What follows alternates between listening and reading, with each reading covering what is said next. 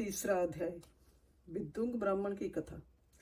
श्री सूत जी बोले, शौनक सुनो, मैं तुम्हारे सामने एक अन्य गोपनीय कथा का वर्णन करूंगा, क्योंकि तुम शिव भक्तों में अग्रगण्य व वेद वेताओं में श्रेष्ठ हो।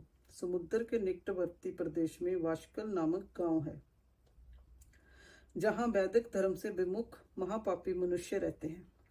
वे सभी दुष्ट हैं एवं उनका मन दूषित विषय भोगों में ही लगा रहता है। वे देवताओं एवं भाग्य पर विश्वास नहीं करते। वे सभी कुटिल वृत्ति वाले हैं, किसानी करते हैं और विभिन्न प्रकार के अस्त्र शस्त्र रखते हैं। वे भव्यचारी हैं। वे इस बात से पूर्णत अनजान हैं कि ज्ञान, वैराग्य तथा सद्धर्म ही मनुष्य के लिए परम पुरुषार्थ हैं। वे सभी पशु बुद्धि हैं। अन्य समुदाय के लोग भी उन्हीं की तरह बुरे विचार रखने वाले धर्म से विमुख हैं। वे नित्य कुकर्म में लगे रहते हैं एवं सदा विषय भोगों में डूबे रहते हैं। वहाँ की स्त्रियां भी बुरे स्वभाव की हैं, स्वेच्छाचारिणी, पाप में डूबी, कुटिल सोच वाली और भव्यचारिणी हैं। वे सभी सदैव व्यवहार तथा सदाचार से सर्वथा शून्य हैं। वहाँ सिर्फ दुष्टों का निवास है। बाशकल नामक गांव में विदुंग नाम का एक ब्राह्मण रहता था। वह अधर्मी, दुरात्मा एवं महापापी था। उसकी स्त्री बहुत सुंदर थी। उसका नाम चंचला था। वह सदा उत्तम धर्म का पालन करती थी, परंतु विदुंग वेश्यागामी था। इस तरह कुकर्म करते हुए बहुत समय व्यतीत हो गया। उसकी स्त्री काम से पीड़ित होने पर भी, सब धर्म नाश के भय से क्लेश सहकर भी काफी समय तक धर्म भ्रष्ट नहीं हुई। परंतु आगे चलकर वह भी अपने दुराचारी पति के आचरण से प्रभावित होकर दुराचारणी और अपने धर्म से विमुख हो गई। इस तरह दुराचार में डूबे हुए उन पति पत्नी का बहुत सा समय व्यर्थ गया। वेश्यागामी दूषित वृद्धि वाला वह दुष्ट ब्राह्मण विदुंग समय अनुसार मृत्यु को प्राप्त हो नरक में चला गया। बहुत दिनों तक नरक के दुखों को भोगकर वह मूढ़ बुद्धि पापी विंध्या पर्वत पर भयंकर पिशाच हुआ। इधर उस दुराचारी विदुंग के मर जाने पर वह चंचला नामक स्त्री बहुत समय तक पुत्रों के साथ अपने घर में रहती रही। पति की मृत्यु के बाद वह भी अपने धर्म से गिरकर पर पुरुषों का संग करने लगी थी। सतियां विपत्ति में भी अपने धर्म का पालन नहीं छोड़ती। यही तो तप है। तप कठिन तो होता है, लेकिन इसका फल मीठा होता है। विषयी इस सत्य को नहीं जानता, इसीलिए वह विषयों के विषफल का स्वाद लेते हुए भोग करता है।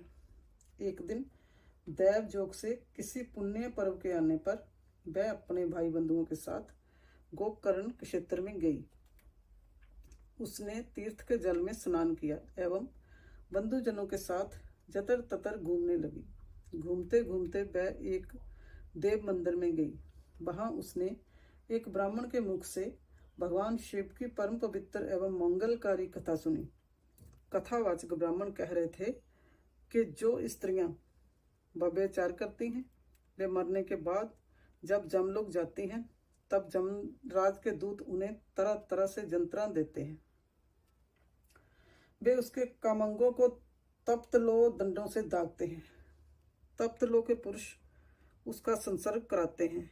ये सारे दंड इतनी वेदना देने वाले होते हैं कि जीव पुकार पुकार कर कहता है कि अब वह ऐसा नहीं करेगा, लेकिन जमदूत उसे छोड़ते नहीं।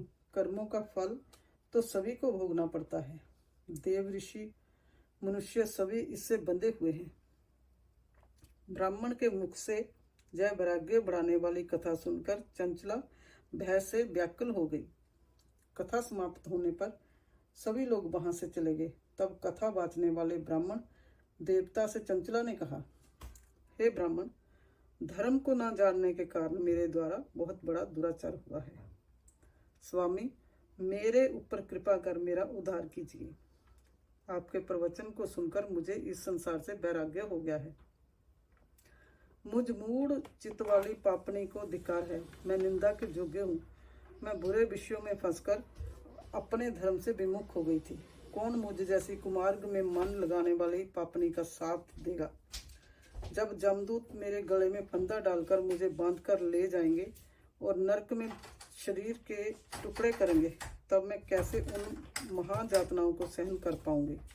मैं सब प्रकार से नष्ट हो गई हूँ, क्योंकि अभी तक मैं हर तरह से पाप में डूबी रही हूँ।